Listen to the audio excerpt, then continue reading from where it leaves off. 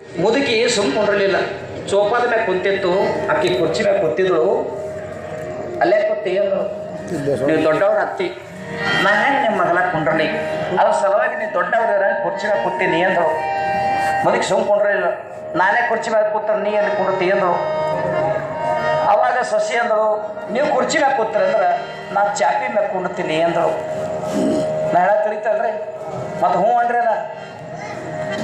ನಾನೇ ಕುರ್ಚಿ ಮ್ಯಾಗ ಕೂತ್ರೆ ನೀ ಎಲ್ಲಿ ಕುಂಡ್ರತಿ, ನೀವು ಕುರ್ಚಿ ಮ್ಯಾಗ ಕೂತ್ರಿ ಅಂದ್ರೆ ನಾನು ಚಾಪಿ ಮ್ಯಾಗ ಕುಡ್ತೀನಿ ರೀ.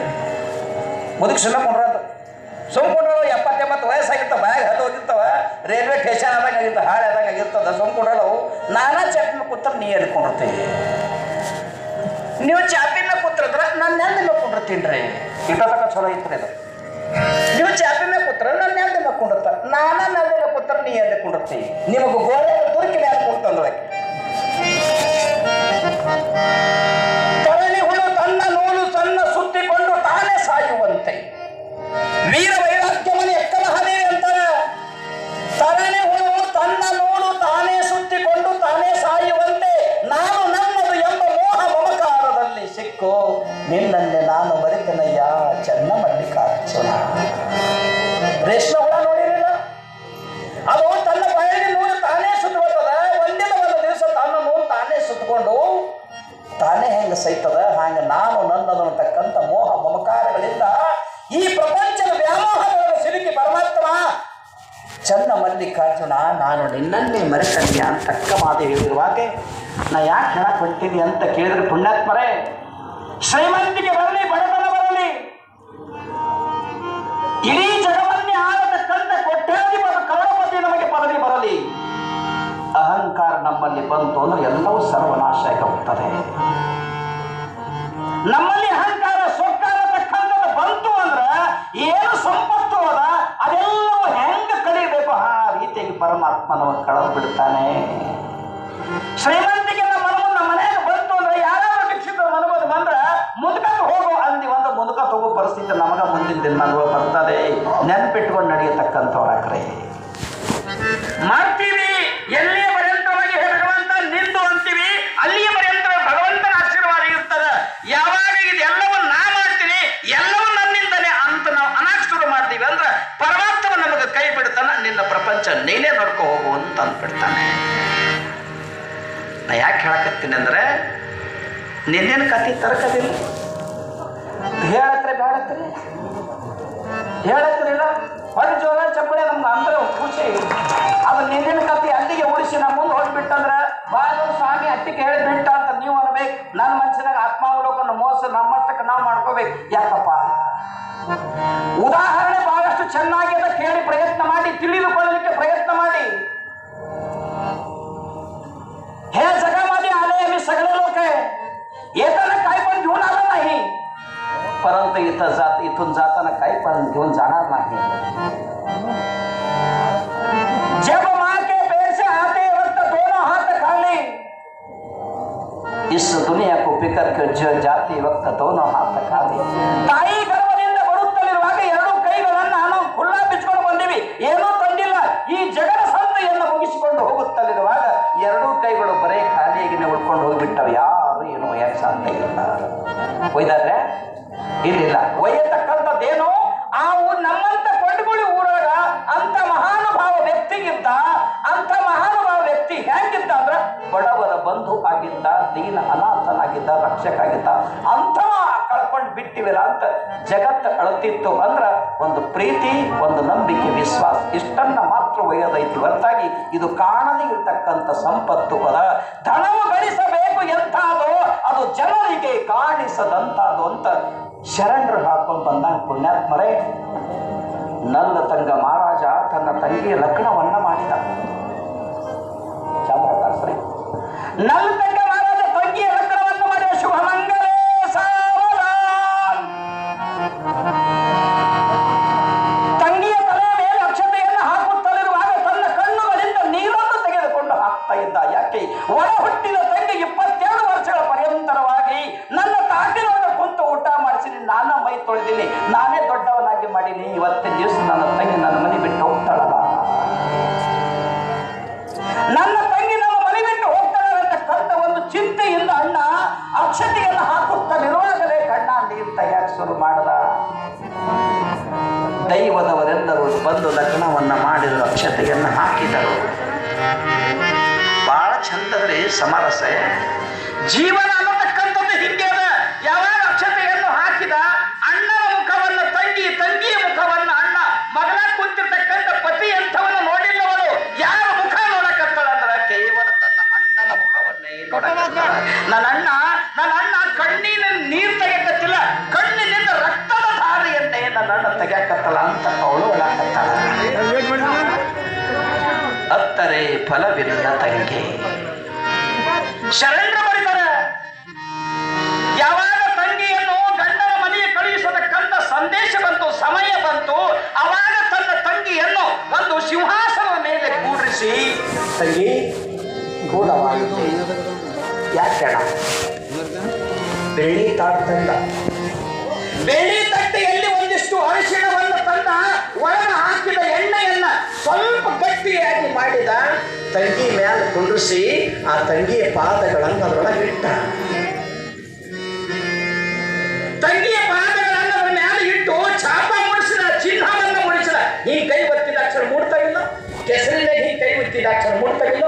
ಆ ರೀತಿಯಾಗಿ ಅರಿಶಿಣ ಮತ್ತು ಎಣ್ಣೆ ಕಲಿಸಿರ್ತಕ್ಕಂಥ ಆ ತಾಟಿನ ಮೇಲೆ ತಂಗಿ ಎರಡು ಪಾದಗಳನ್ನ ಮೂಡಿಸಿದ. ತಂಗಿ ಕೇಳಿದ್ರು, ಅಣ್ಣ ಇದೇನು ಮಾಡಕತ್ತಿ ಅಣ್ಣ, ಹುಚ್ಚಿಡ್ದ ಎಣ್ಣೆಗ?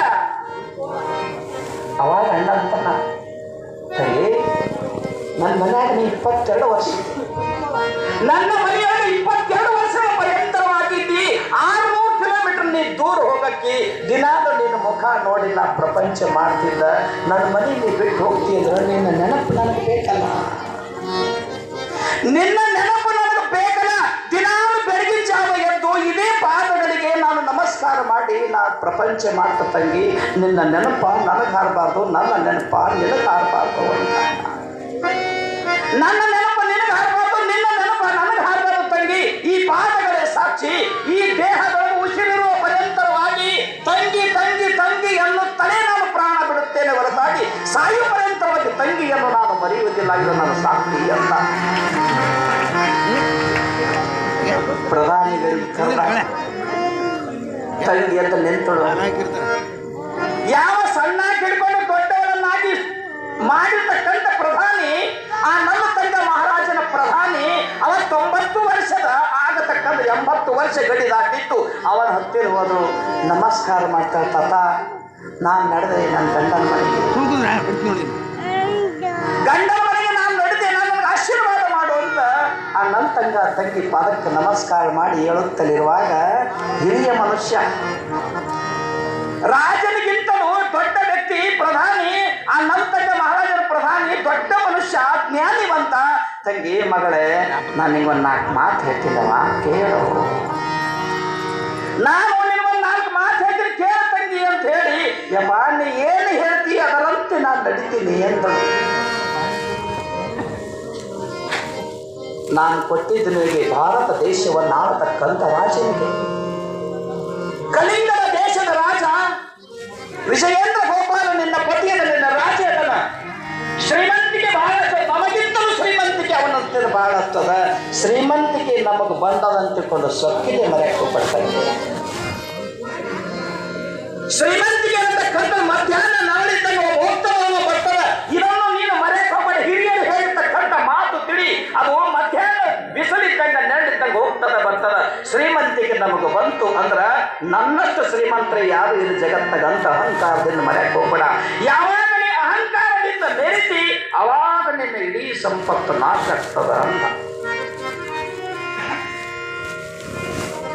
ಯಾಕೆ ಹೇಳ್ತಾತ? ನೀ ಹೇಳ್ದಂಗೆ ಕೇಳ್ತೀನಿ. ಪ್ರಧಾನಿಗಳನ್ನು ನನ್ನ ತಂಗ ಮಹಾರಾಜ ಕರೆದು ಹೇಳ್ತಾನ, ರಾಜನಿಗೆ ಪ್ರಧಾನಿಗಳಿಗೆ ಕಡೆ ಬರ್ರಿ. ಯಾಕ್ರಿ ನಮ್ಮ ಆಸ್ಥಾನದೊಳಗೆ ಮುತ್ತು ಮಾಣಿಕ್ಯಗಳು ಎಷ್ಟು ಅದಾವ?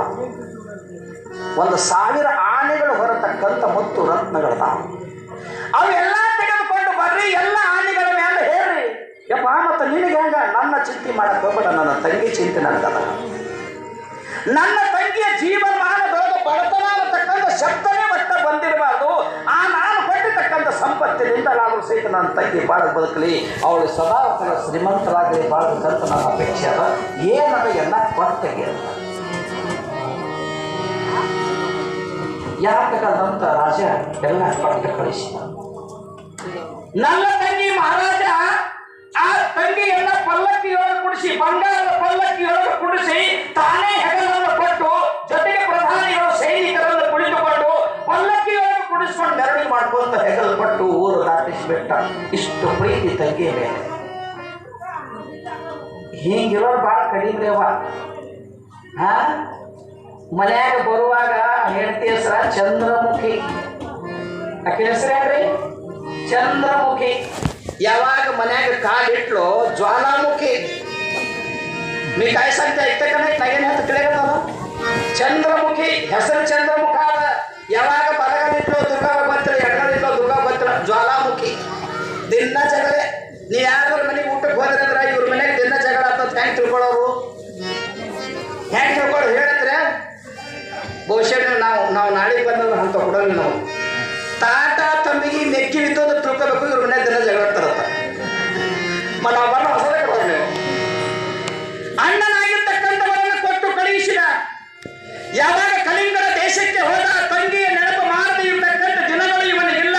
ಅಣ್ಣನ ನೆನಪು ನಿರಂತರವಾಗಿ ಮಾಡುತ್ತಾ ಗಂಡನ ಮನೆಗೆ ಸಾಗಿದಳು ಕಲಿಂಗ ದೇಶಕ್ಕೆ. ಸಾವಿರಾರು ಹಳ್ಳಿಗಳ ದೊರೆ ಆತ ವಿಜಯೇಂದ್ರ ಗೋಪಾಲ. ಅಲ್ಲಿ ವಿಜಯೇಂದ್ರ ಗೋಪಾಲನ ರಾಣಿಯಾಗಿರ್ತಕ್ಕಂಥ ಎಂಥವರಂತೂ ನೋಡುವ ಸಲುವಾಗಿ ಲಕ್ಷ ಲಕ್ಷ ಜನ ಅವಳಿಗೆ ಮೆರವಣಿಗೆ ಮಾಡ್ಕೊಂತ ರಾಜ್ಯ ಕಾರವಾರಕ್ಕೆ ಒಯ್ದು ಅರಮನೆಗೆ ಒಯ್ದುಕೊಂಡಿಸಿದರು. ಎಲ್ಲ ಕಡೆ ನೋಡಿದರು. ಬೆಳಗಿನ ಜಾವ ಎದ್ದು 9 ಅಂತಸ್ತಿನ ಮೇಲೆ ಹೋಗಿ ನಿಂತು ತನ್ನ ಇಡೀ ದೇಶವನ್ನ ನೋಡ್ತಾಳೆ. ಎಲ್ಲ ಕಡೆಗೆ ನೋಡ್ಕೊಂತ ಕೆಳಗೆ ಬಂದು ಅಳ್ಕೊಂಡು ಕೊಡ್ತಾಳ. ರಾಜ ಬಂದು ಕೇಳಿದ, ರಾಣಿ ಬಂದು ಕೇಳಿದ, ಯಾಕ್ರಿ ರಾಣಿ ಅವ್ರು ಯಾಕೆ ಕಳಕತ್ರಿ? ಇನ್ನ ನಿನ್ನೆ ಬಂದ್ರಿ, ಯಾಕೆ ಕಳಕತ್ತೀರಿ? ಏನ್ರಿ ಪ್ರಧಾನಿ, ನಮ್ಮ ದೇಶದೊಳಗೆ ಇಲ್ಲಿ ಒಂದೇ ಒಂದು ಶಿವಮಂದಿರ ಇಲ್ಲ, ಒಂದೇ ಒಂದು ಹರ ಮಂದಿರ ಇಲ್ಲ, ಮಠ ಮಾನ್ಯಗಳಿಲ್ಲ. ಎಲ್ಲಿ ಪ್ರವಚನ ಪುರಾಣ ಕೀರ್ತನಗಳು ಶಿವನಾಮ ಚಿಂತನೆ ಎಲ್ಲಿ ಏನು ಕೇಳಿಸಲಾಗ್ಯದಲ್ಲ. ಅದರ ಸಲುವಾಗಿ ನಾಳೆ ಕತ್ತೀನಿ. ಯಾವ ಊರವರು ಕೂಡ ಗುಡಿ ಗೋಪುರಗಳು ಇಲ್ಲಲ್ಲ. ಇದು ದುಃಖ ನನಗದ ಅಂದಳು. ಏನ್ ಮಾಡತ್ರಿ? ನಮ್ಮ ಬೊಕ್ಕಸಷ್ಟು ಇಲ್ಲ ಅಂತೀರಿ. ಏನೋ ನಮ್ಮನ್ನ ಕೊಟ್ಟು ಕಳಿಸೋಣ, ಅದೆಲ್ಲ ಸಂಪರ್ಕವನ್ನ ಪ್ರತಿಯೊಂದು ಊರೊಳಗೆ ಸುರಿರಿ. ಎಲ್ಲ ಊರುಗಳಲ್ಲಿ ಮಠಗಳನ್ನು ಕಟ್ಟಿಸ್ರಿ, ಎಲ್ಲ ಊರುಗಳಲ್ಲಿ ಮಹಾಮಂದಿರಗಳನ್ನು ಕಟ್ಟಿಸ್ರಿ, ಕಲ್ಯಾಣ ಮಂಟಪ ಕಟ್ಟಿಸ್ರಿ. ಎಲ್ಲ ಕಡೆಗೂ ಶಿವನಾಮ ಚಿಂತನೆ ನಿರಂತರವಾಗಿ ಆಗಕತ್ತು ಅಂದ್ರೆ ಸ್ವರ್ಗವೇ ನಮ್ಮ ದೇಶ ಆಗ್ತದ. ನಮ್ಮ ಅಣ್ಣ ಕಳಿಸಿದ ಸಂಪತ್ತೆಲ್ಲ ಅದಕ್ಕೆ ಕೊಟ್ಟು ಬಿಡ್ರಿ ಅಂತೇಳಿ ಪ್ರಧಾನಿ ಹೂವಂದು ಎಲ್ಲ ಊರಿಗೆ ಹಂಚಾಕತ್ತ. ಎಲ್ಲ ಕಡೆ ಕೊಟ್ಟು ಎಲ್ಲ ಕಡೆ ಗುಡಿ ಗೋಪುರಗಳಾಗಕತ್ತು. ಎಲ್ಲ ಕಡೆ ಗುಡಿ ಗೋಪುರ, ಎಲ್ಲ ಕಡೆ ಶಿವ ಮಂದಿರಗಳಾಗಕತ್ತು. ಏನೇನು ಬಹಳ ವರ್ಷ, ಒಂದು 10-12 ವರ್ಷ ಹೋಗಿತ್ತು.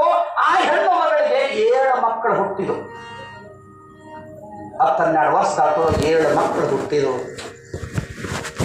ಒಂದಾನೊಂದು ದಿವಸ ಮ್ಯಾಲ ತನ್ನ ಮಕ್ಕಳಿಗೆ ತೆಗೆದುಕೊಂಡು 9 ಅಂತಸ್ತಿನ ಮಾಡಿ ಮ್ಯಾಗ ಹೋಗಿ ನಮ್ಮ ದೇಶ ಮತ್ತು ಹೆಣ್ಣು ಮೂರ್ತವನ್ನು ಬಿಟ್ಟು ನೋಡೋ ಸಲುವಾಗಿ ಮ್ಯಾಲ ಏರಿ ಎಲ್ಲ ಕಡೆಗೂ ನೋಡಿದಳು. ಲಕ್ಷ ಕೊಡಿ ನಾ ಹೇಳು ಮಾತ. ಎಲ್ಲ ಕಡೆಗೂ ನೋಡಿದಳು. ಎಲ್ಲ ಕಡೆ ಹರಿ ಮಂದಿರಗಳು, ಮಠ ಮಂದಿರಗಳು, ಎಲ್ಲೆಲ್ಲಿ ಏನು ಶಿವನಾಮ ಚಿಂತನೆ ಎಲ್ಲವೂ ನಡೆದ. ಎಲ್ಲ ಕಡೆಗೆ ನೋಡಿ ಮನುಷ್ಯನಾಗ ಏನಂದ್ರು, ನಾ ಬರತಕ್ಕ ಇಲ್ಲಿ ಏನೋ ಇದ್ದಿದ್ದಿಲ್ಲ. ಏನದಕ್ಕೆ ಈ ರಾಜಸ್ಥಾನಕ್ಕೆ, ಈ ರಾಜ್ಯ ದರ್ಬಾರಕ್ಕೆ ನಾ ಬರುವ ಪರ್ಯಂತರವಾಗಿ ಇಲ್ಲಿ ಏನೂ ಇದ್ದಿದ್ದಿಲ್ಲ.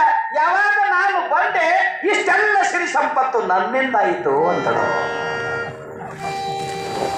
ಯಾವಾಗ ಈ ಶಬ್ದ ಪರಮಾತ್ಮನಿಗೆ ಕೇಳಿಸಿತು, ನಾನು ಬರುವುದಕ್ಕಿಂತ ಮುಂಚೆ ಏನೇನು ಇದ್ದಿದ್ದಿಲ್ಲ, ನಾನು ಬಂದೆ. ಯಾವಾಗ ನಾನು ಬಂದೆ ನನ್ನ ದೇಶ, ಈ ದೇಶದಲ್ಲಿರ್ತಕ್ಕಂಥ ಪ್ರಜೆಗಳು, ಮಠ ಮಂದಿರಗಳೆಲ್ಲವೂ ನನ್ನ ಅಣ್ಣನ ಕೊಟ್ಟಿರ್ತಕ್ಕಂಥ ಸಂಪತ್ತಿನಿಂದ, ನನ್ನಿಂದ ಇದೆಲ್ಲವೂ ಶ್ರೀಮಂತಿಕೆ ಆಯಿತು ನನ್ನ ದೇಶ ಅಂತ ಒಂದು ಕ್ಷಣ ಅಂದಿದ್ದು ಭಗವಂತನಿಗೆ ಕೇಳಿಸ್ತು, ಪರಮಾತ್ಮನಿಗೆ ಕೇಳಿಸಿತು. ನಾ ಯಾಕೆ ಹೇಳಕೊಂತೀನಿ ಅಂದ್ರೆ ಈ ಉದಾಹರಣೆ ನಿಮಗೂ ಬರ್ತಾವ, ನನಗೂ ಬರ್ತಾವ. ಎಷ್ಟು ಮನುಷ್ಯರಾಗಿ ಹುಟ್ಟಿ ಬಂದಿವಿ, ಎಲ್ಲರಿಗೂ ಅದ. ಯಾವಾಗ ನಾನು ಮಾಡಿದೆನು ಅಂತಕ್ಕಂಥ ಭಾವ ಯಾವಾಗ ಬಂತು, ಭಗವಂತ ಅಂತಲೇ ಕುಂತಲೇ ಇಲ್ಲಿಯ ಪರ್ಯಂತರವಾಗಿ ನನ್ನ ನಾಮಸ್ಮರಣ ಎಲ್ಲ ಕಡೆ ನಡೆದಿತ್ತು. ಏನೋ ಒಳ್ಳೇದಾಗಲಿ ಅಂತ ನಾ ಆಸೆ ಅನ್ನಾಕತಿ ಅಂದ್ರೆ ನಿನ್ನ ದೇಶದ ಕಾರ್ಬಾರ್ ನೀನೇ ಮಾಡ್ಕೊ ಹೋಗತ್ತ. ಕೈ ಬಿಟ್ಟ ಭಗವಂತ, ಕೈ ಬಿಟ್ಟ ಭಗವಂತ. ಯಾವಾಗ ಕೈ ಬಿಟ್ಟ, 1 ವರ್ಷ ತುಂಬಿದ್ದಿಲ್ಲ, ಬರಗಾಲ ಬಿತ್ತು. ಎಲ್ಲ ಕಡೆಗೂ ಹಾಹಾಕಾರ, ಎಲ್ಲ ಕಡೆಗೂ ಹಾಹಾಕಾರ. ಎಲ್ಲಿ ನೋಡಿದರೆಲ್ಲ ನೀರಿನ ಹಾಕಾರ, ಅನ್ನ ಇಲ್ಲ, ಕೂಳ ಇಲ್ಲ, ಏನೇನು ನಿರ್ಗತಿಕವಾಗಿರ್ತಕ್ಕಂಥ ದೇಶ ಆಗಿಬಿಡ್ತು. 1 ವರ್ಷ ಬೇಕು, 2 ವರ್ಷ ಬೇಕು, 3 ವರ್ಷ ಬೇಕು. 3 ವರ್ಷ ದಾಟುವ ಪರ್ಯಂತರವಾಗಿ ಏನು ಉಳಿತಂದ್ರೆ 3 ವರ್ಷ ಅನ್ನೋಕೆ ಏನು ಉಳಿತ? ಏನೇನು ಎಲ್ಲಿಯೂ ಸಹಿತ ಏನೇನು ಉಳಿಯಾಕ ಸಾಧ್ಯ ಇಲ್ಲ. ಎಲ್ಲ ಜನರು ಊರು ಬಿಟ್ಟು ಹೋಗಾಕತ್ತು. ಎಷ್ಟೋ ಜನ ಹಾದಿ ಮೇಲೆ ಸಯ್ಯಾಕತ್ತು. ದನ ಕರ ಪಶು ಪಕ್ಷಾದಿಗಳು ನೀರ ಅನ್ನ ಅಂತ ಕೂಗಿ ಸಯ್ಯಾಕತ್ತು. ಕೂಗಿ ಸಾಯುವುದನ್ನು ನೋಡಿರ್ತಕ್ಕಂಥ ಊರೊಳಗಿನ ಜನ ಓಡಾಡಿ ಬಂದು ರಾಜ ಪ್ರತ್ಯಕ್ಷ ದೈವತ ಅಂತ ಶಾಸ್ತ್ರ ಹೇಳ್ತದ. ಯವಾ ಪುಣ್ಯಾತ್ಮ ರಾಜ ಧರ್ಮವಂತನೇ, ನಮಗೆ ಇವತ್ತಿನ ದಿವಸ ನಮ್ಮ ದೇಶಕ್ಕೆ ಬಡತನ ಬಂದದ, ನಮಗೆ ದೇಶಕ್ಕೆ ಬಡತನ ಬಿಡೋದ್ರಿ. ನನ್ನ ಗರ್ಭಕ್ಕೆ ನಾವೇನು ಊಟ ಮಾಡಕ್ ಬರ್ತೀವಿ, ಮಣ್ಣು ತಿನ್ನಾಕ ಮಣ್ಣು ಸಹಿತ ನಮಗೆ ಸಿಗಲಾಗ್ಯದ ಪರಮಾತ್ಮ. ಅನ್ನ ಇಲ್ಲ, ನೀರು ಇಲ್ಲ, ಏನು ಇಲ್ಲ, ಮಕ್ಕಳು ಸಯಾಕತ್ತಾವ, ಬಡವರು ಹಾದಿ ಹೆಣ ಹಾಗಾಕತ್ತಾರ. ಪರಮಾತ್ಮ ಏನಾದರೂ ಕೊಡು, ಏನಾದರೂ ಕೊಡು ಅಂತ ಯಾವಾಗ ಹೇಳಿದ್ರು ಆವಾಗ ಮಾತ್ರ ರಾಜ ಪ್ರಧಾನಿ ಹೇಳ್ದ, ಪ್ರಧಾನಿ ಕಡಿಮ ಯಾಕ್ರಿ, ಏನದ ಬೊಕ್ಕಸ್ನಾಗ ಏನು ಇಲ್ರಿ, ಅಟ್ಟೆ 5-6 ಚೀಲ ಜ್ವಾಳ ಅದಾವ, ಅಷ್ಟನ್ನ ಕೊಟ್ಟು ಬಿಡು. ಅಟ್ಟೆ 5 ಚೀಲ ಜ್ವಾಳ ಅಂದ್ರೆ ಈಗ ನಿಮಗೆ 2-3 ತಿಂಗಳಲ್ಲಿ ಹೋಗ್ಬೇಕಿಲ್ಲ. ಅದ ಚಿಂತೆ ಮಾಡಕ್ ಹೋಗ್ಬೇಡ, ಇವ್ರು ಒಳ್ಳೆಯವ್ರಾದ್ರೆ ನಾವು ಒಳ್ಳೆಯವ, ಕೊಡು ಅಂತ. ಅದೇನು ಗೋಡ್ವಾನ್ ಬಾಗಲ್ ತೆರದ 10-20 ಸಾವಿರ ಜನಸಂಖ್ಯೆ, 10-20 ಸಾವಿರ ಜನಸಂಖ್ಯೆ ಗೋಡ್ವಾನ ಹೊತ್ತು ಚೀಲ ಹರಿದು ನಿಮಗೆ ಹೇಳ್ತಾ ನಾತೋ ನೀತೋ ಅನ್ನೋದಾಗ ಒಂದು ಮುಟ್ಟಿಗೆ ನೀ ಯಾರಿಗೂ ಬರಲಿಲ್ಲ, ಎಲ್ಲ ಗೋಡ್ವಾನ್ ಖಲಾಸ. ಮರುದಿವಸ ಮತ್ತೊಬ್ಬ ದೇಶದ ರಾಜ ಇವರ ಬಡತನ ಪರಿಸ್ಥಿತಿಯನ್ನು ನೋಡಿ ದಾಳಿ ಮಾಡಿ ಯುದ್ಧದೊಳಗೆ ಸೋಲಿಸಿದ. ಎಲ್ಲಿಗೆ ಬಂತು ನೋಡ್ರಿ, ಯಾವಾಗ ಯುದ್ಧದೊಳಗೆ ಸೋಲಿಸಿದ, ಆ ತನ್ನ 7 ಮಕ್ಕಳನ್ನ ಮತ್ತು ತನ್ನ ಪತಿಯನ್ನ ಕರೆದುಕೊಂಡು ಅರಣ್ಯ ಪಾಲಾದಳು. ಹೆಂಗದ ನೋಡ್ರಿ, ಜಗತ್ ವಿಲಾಸ್. ಈಶ್ವರ ಸಂಕಲ್ಪ ಮಾಡಿದ್ರೆ ಹಿಂಗದ, ನಾ ಮಾಡ್ತೀನಿ ಅಂತ ಅನ್ನಕ್ಕೆ ಹೋಗ್ಬೇಡಿ. ಅರಣ್ಯ ಮಧ್ಯ ಹೋಗಿ ಎಲ್ಲ ಕಡೆ ಓಡಾಕತ್ತಳು. ಅರಣ್ಯ ಹೋಗಲು ನೀರಿಲ್ಲ, ಅಲ್ಲಿ ಇಲ್ಲಿ ಎಲ್ಲ ಕಡೆಗೂ ತಿರುಗಾಡುತ್ತ ತನ್ನ 7 ಮಕ್ಕಳನ್ನು ತೆಗೆದುಕೊಂಡು ಎಲ್ಲ ಕಡೆಗೂ ತಿರುಗಾಡಕತ್ತವ. ಉಳಿದ ಸಣ್ಣ 2 ಮಕ್ಕಳು ಯವ ನಾವು ಏಸು ದಿವಸ ಉಪಾಸಿರಮಿ, ಅನ್ನ ಇದ್ದಿದ್ರೆ ಇವತ್ತು ಒಂದು ಸ್ವಲ್ಪ ನೀರನ್ನ ಕೊಡು, ನೀರು ಇದ್ದಿದ್ದಿಲ್ಲ ಅಂದ್ರೆ ಒಂದಿಟ್ಟು ವಿಷಯ ಕೊಡ್ತಾ ನಾವು ಕುಡಿದು ಸತ್ತು ಹೋಗ್ತೀವಿ ಅಂತ. ನೋಡ್ರಿ ಹೆಂಗ್ ಬರ್ತ ಪರಿಸ್ಥಿತಿ. ನೀನ್ ಹತ್ತಿರ ಅನ್ನ ಇದ್ದಿದೆ ಅಂತ ಒಂದಿಷ್ಟು ವಿಷ ಇದ್ರೆ ಪಟ್ಟು ಬಿಡು, ಪ್ರಾಣ ತ್ಯಾಗ ಮಾಡ್ತೀವಿ. ಕುಡಿದು ಒಂದು ಮಕ್ಕಳು ಹಪಿ ಬಾಯಿ ಮೋತಿ ಬಡ್ಕೊಂಡ 7 ಮಕ್ಕಳು ತಂದೆ ಒಂದು 7 ಕಾಳಿನಷ್ಟು ಅನ್ನ ನೀಡುವ ಶಕ್ತಿ ನನ್ನ ತಕ್ಕಿಲ್ಲಲ್ಲ ಅಂತ ಅರ್ಥ. ಆ ಕಡೆ ಈ ಕಡೆ ಎಲ್ಲ ಕಡೆಗೂ ತಿರುಗಾಡುತ್ತಲಿರುವಾಗ ಏನೋ ಒಂದು ನದಿ ನೀರು ಹರಿಯಕತ್ತಿತ್ತು. ಆ ನದಿ ದಂಡಿಗೆ ಹೋಗಿ ನೀರು ಕುಡಿಬೇಕು ಅನ್ನೋದೊಳಗೆ ಕಾಲಿ ಜಾರಿ ಒಳಗೆ ಬಿತ್ತು. 3 ಮಕ್ಕಳು ಹೆಣ್ಮಗಳು ನಲ್ಲ ತಂಗ 3 ಜನ ಮಂದಿ ಒಳಗೆ ಬಿದ್ರು. ಅಯ್ಯೋ ಯಾರಿದ್ರಿ ಬರ್ರಿ, ನಾವು ನೀರಿನ ಸರಿ ಹೊಂದಿ ಹತ್ತು ಹೊತ್ಕೊಳ್ಳೋಕತ್ತೀವಿ, ಯಾರಿದ್ರಿ ಬರ್ರಿ ಅಂತ ಚೀರಿದರು. ಯಾರೋ ಒಬ್ರು ಬಂದು ಕೈ ಹಿಡಿದು ಎಬ್ಬಿಸಿದರು. ಮುಖ ಕೂನ್ ಸಿಗಲಾಗ್ಯದ, ಮ್ಯಾಲ್ ತಂದಿಟ್ರು. ಯಾವಾಗ ಮ್ಯಾಲ್ ತಂದಿಟ್ರು, ಆ ನಲ್ಲ ತಂಗ ತಾಯಿ ಮುಖವನ್ನು ನೋಡಿದ ಕ್ಷಣ ಅವ ಸೈನಿಕಂದ, ನಿನಗೆಲ್ಲೋ ನೋಡ್ದಂಗಾಗ್ಯದಲ್ಲ ಅಂತ ಹೇಳಿದ ಕ್ಷಣ ನೀ ಯಾರು ಅಂತ ಕೇಳಿದ್ರು. ಅವಾಗ ಅಕ್ಕಿ ಅಂತಾಳ, ನೀ ಯಾರು ಅಂತ ಅವನಿಗೆ ಸೈನಿಕ ಕೇಳೋಣ. ನಾನು ನಲ್ಲ ಮಹಾರಾಜನ ಸೈನಿಕ ಅಂತ ತಿಳ್ಕೊಂಡಂತ ಕ್ಷಣ ಹೆಂಗನ ನಲ್ಲ ಮಹಾರಾಜನ ಅಂತ ಕೇಳಿದಳಕ್ಕೆ. ಅವಾಗ ಅಂದ, ನಲ್ಲ ಮಹಾರಾಜ ನನ್ನ ಏಕವಚನದೊಳಗೆ ನುಡಿತೀನಿ, ಎಂಥ ಮೂರ್ಖ ಹೆಣ್ಣು ಮಗಳಿದ್ದಿ ಅಂತಂದ ಕ್ಷಣ ಈಕಿ ಅಂದಳು, ನಮ್ಮ ಅಣ್ಣ ಅದಾನ ಅಂತಂದ್ರೆ ಇವ್ರು ನಂಗೆ ಬೈತಾರೆ, ನನ್ನ ಅಬರು ಹೋಗ್ತಾರೆ, ನಂದೇನು ಒಣಗಿಲ್ಲ. ಆಯ್ತಪ್ಪ ಮಹಾರಾಜರು ಹೆಂಗದಾರ, ಒಳ್ಳೆ ಚೆನ್ನಾಗಿದೆ, ಶೂರ ಧೀರ ವೀರ ಚೆನ್ನಾಗಿದೆ, ಶ್ರೀಮಂತಿಕೆಯಿಂದ. ಆಯ್ತಪ್ಪ ನಾನು ಮ್ಯಾಲೆ ಕರ್ಕೊಂಡು ಬಂದು ಒಂದು ಗಿಡದ ಕೆಳಗೆ ಹಾಕಿದ್ರು.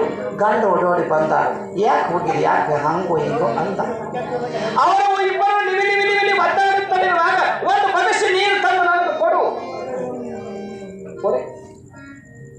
ಒಂದು ಬದಸಿ ನೀರು ನನಗೆ ತಂದು ಕೊಡು ಅಂತ ಹೇಳಿದ ಕ್ಷಣ ಆ ಹೆಂಡತಿ ಒಂದು ದೊಡ್ಡ ಎಲೆ ತೆಗೆದುಕೊಂಡು ಗಂಡನಿಗೆ ನೀರು ತಂದು ಬಾಯೊಳಗೆ ಹಾಕಿದ್ರು. ಒದ್ದಾಡಕತ್ತ ಅಲ್ಲೊಂದು ದೊಡ್ಡ ಬೋರ್ಡ್ ಬಂದಿತ್ತು, ಮಥುರಾ ನಗರಕ್ಕೆ ಹೋಗುವ ದಾರಿ ಅಂತ. ಅದನ್ನು ಓದಿದಳು.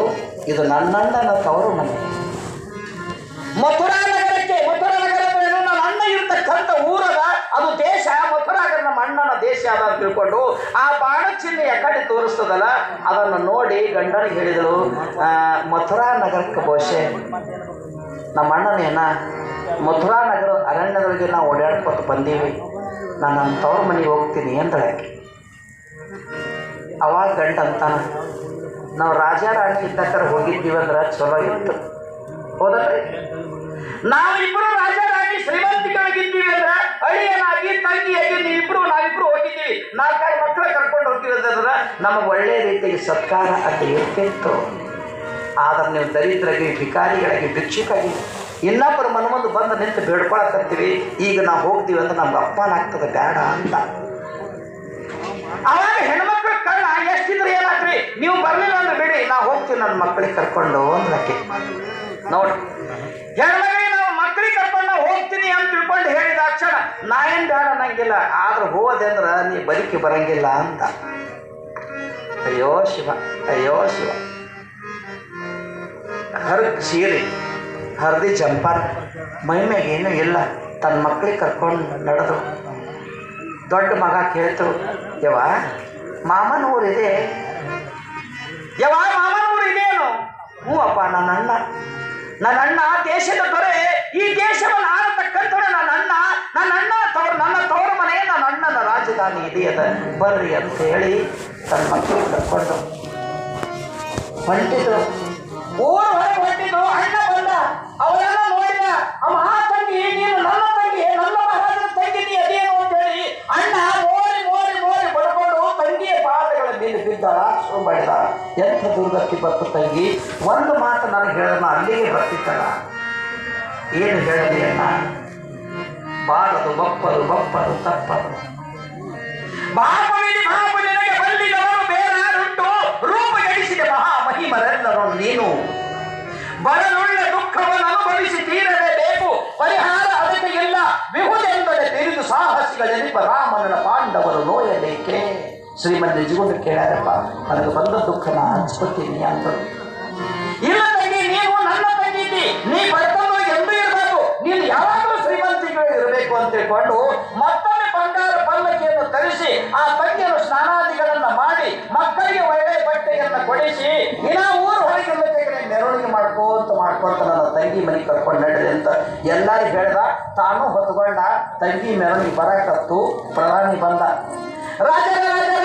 ರಾಜರ ಈ ಕ್ಷಣದಿಂದಲೇ ಎಲ್ಲವನ್ನು ಬಿಟ್ಟು ಯುದ್ಧಕ್ಕೆ ನಡೀರಿ, ಪರರಾಜ್ಯದವ್ರು ನಮ್ಮ ಮ್ಯಾಗ ರಾಜ್ಯ ಯುದ್ಧ ಮಾಡಕ್ಕೆ ಬಂದ್ರೆ ಬಿಟ್ಟು ನಡ್ರಿ ಅಂತ ತಂಗಿ ಹೇಳಿದ್ವಿ. ಅಣ್ಣ, ನಮ್ಮಪ್ಪ ಯುದ್ಧದೊಳಗೆ ಎಂದೂ ಸೋತವಲ್ಲ, ನೀನು ಸೋತವಲ್ಲ, ಹೋಗಿದ್ದು ನಾವು ಹೋಗ್ತೀನಿ ತವ್ರ ಮನೆ. ತಂಗಿಯನ್ನು ಅಲ್ಲೇ ಬಿಟ್ಟು ಆ 4 ಮಕ್ಕಳನ್ನು ಕೊಟ್ಟು ಕಳಿಸುವ ಸೈನಿಕರನ್ನ ಈ ದೊಡ್ಡ ಅರಮನೆ ಮುಂದೆ ನಿಂತಿದ್ದು ಈಕಿ ಯಾರೇ ನಾವೇ ಹೇಳಿದಲ್ಲ, ಚಂದ್ರಮುಖಿ ಎದುರಿಗೆ ನಿಂತಿದ್ರು. ಅವಳು ಬರುವ 7 ಮಕ್ಕಳು ಅವಳು ಬರುವುದನ್ನ ನೋಡಿದಳು. ಅವಳು ಬರುವುದನ್ನು ನೋಡಿರ್ತಕ್ಕಂಥ ಸಂದೇಶವನ್ನು ನೋಡಿದಳು. ತಲಭಾಗದಾಗ ಬಂದಿತ್ತು. ಭಾಳ ದಿನ ಬಂದಿದ್ವಿ, ಬಾ ಅನ್ಲಿಲ್ಲ. ಭಾಳ ದಿವಸ ಬರ್ರಿ ಒಂದು ಶಬ್ದ ಸಹಿತ ಅಲ್ಲಿಲ್ಲ. ಆ ಮನೆ ಸುಡಾಕ ಈ ಮನೆ ಸುಡಾಕ ಬಂದಿಯೇನೆ ಅಂತ ಬೈದು.